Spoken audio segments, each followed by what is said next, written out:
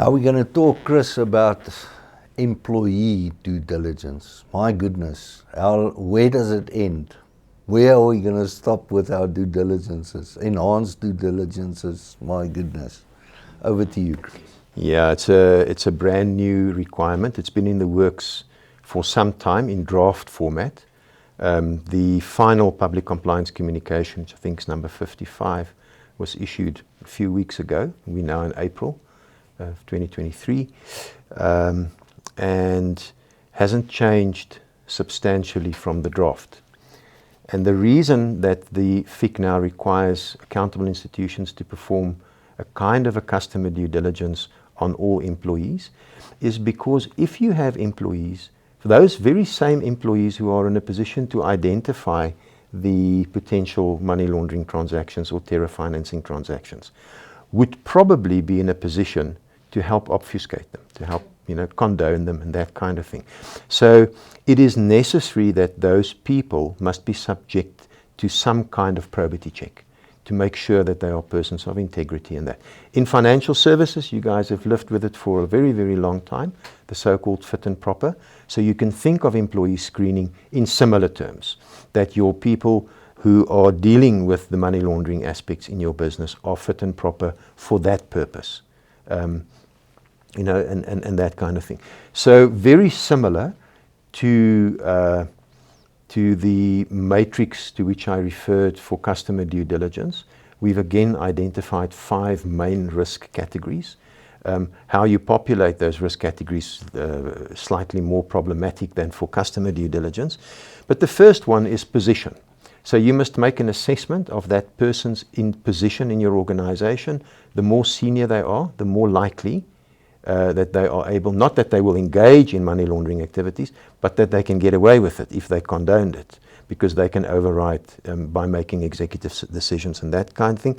So it's that on an operational level. Secondly, the position that they hold, whether they are able to influence policy, to drop the standards of your RMCP, that kind of thing.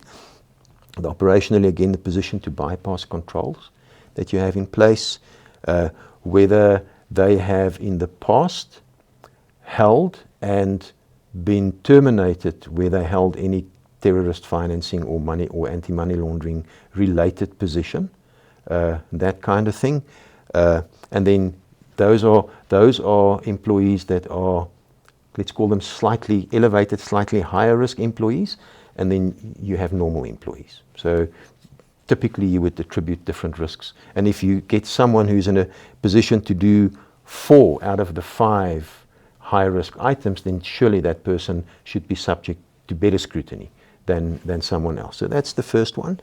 The second one, quite important, is the financial status of your employees, whether they're under debt review, whether they are easy targets for guys to pay bribes and to accept bribes and that kind of thing, whether there are existing administration orders against them, whether there are judgments for bad debt against them, defaults, rehabilitation orders, and things like that.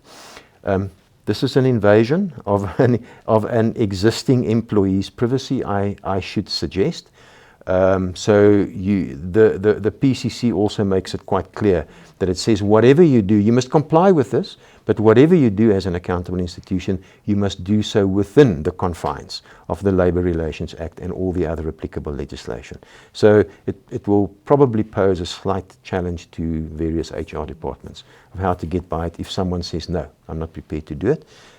But hey, then on competence and integrity, and again, in financial services, I would suggest you can rely on the regular annual fit and proper declarations and things like that you can make. And there my screen goes blank now, I can't see, and so on. But with regards to perhaps other industries who are not that stringently regulated, you will have done a qualifications check, you will have done a reference check before you appoint people, have regard to previous employment and that kind of thing.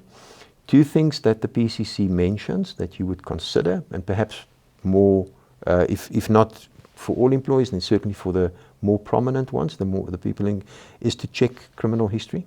Okay, and you can also do an adverse media check, which is a nice, easy, quick way to get through it.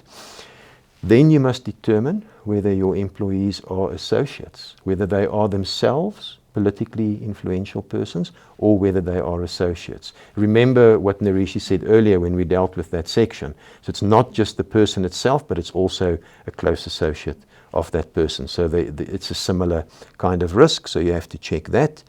And then the last thing that you have to do is you must perform the sanction screening on all employees as well. So it's pretty similar to a customer due diligence. You can adopt in your RMCP. This has to be contained in your RMCP, so lots of writing and updating to follow. But you can adopt fairly similar approach to the customer due diligence approach of how you calculate and maintain the risks and stuff like that. That's it. Thank you. Any questions from you ladies? Very informative. New development, Chris. So as you say, some updates. Just shows you how important regular training and catching up is and doing updates on the legislation. To you, my learned colleagues and friends, it has been a wonderful privilege sharing the stage with you. Thank you. It was extremely informative. I'm convinced that our customers and clients and industry stakeholders will find it of much value. Thank you very much. Thank you.